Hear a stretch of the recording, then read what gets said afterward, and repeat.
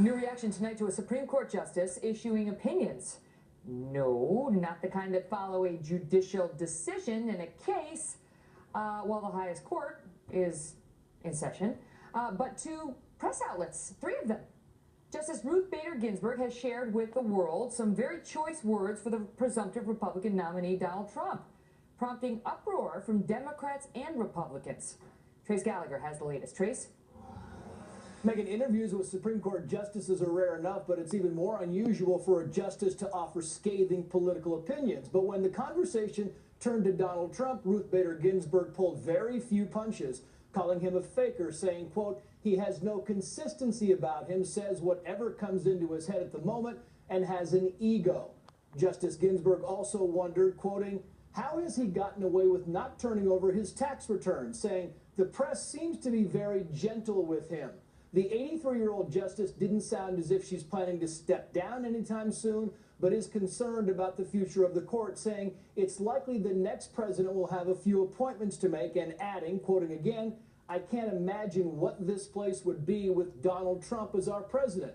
Well, Donald Trump quickly fired back, telling the New York Times, quote, I think it's highly inappropriate that a United States Supreme Court judge gets involved in a political campaign, frankly. I think it's a disgrace to the court, and I think she should apologize to the court. Democratic Senators Dick Durbin, Sheldon Whitehouse, and Chris Murphy also spoke out against Ginsburg's statements, and Senate Majority Leader Mitch McConnell called her comments totally inappropriate. Justice Ginsburg also scolded Senate Republicans for not moving to hold hearings on Judge Merrick Garland. That's President Obama's Supreme Court nominee to replace Antonin Scalia, who died in February. Ginsburg said she's hoping another Democrat joins the court so she could vote in the majority more often, but she also misses her old conservative friend Justice Scalia, saying without him the court is a, quote, paler place. Megan. Trace, thank you. Attorneys now with more. Jonathan Turley, constitutional law attorney and professor at George Washington University Law School. Great to see you, Professor. So what did you make of her comments? Well, they were thoughtless, but more importantly, I think they were facially unethical.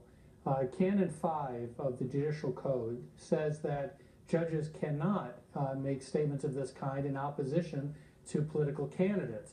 Now, the way these justices get around that is they claim that those rules of ethics only apply to lesser jurists. This may come as a surprise to most Americans, but the 9 justices claim that the rules of ethics cannot be enforced against them. That they look at those rules voluntarily and decide how they will apply to themselves. And as you might imagine, the result is that they often are the judges of their own case and find themselves entirely innocent. This is clearly intentional. She made the remarks repeatedly to 3 different outlets going on about how if he wins, it reminds her of something her husband used to say, quote, now it's time for us to move to New Zealand. I mean, it's very clear her opposition to him. And Trump on this issue, you tell me, he's entirely right. She was out of line. He is right.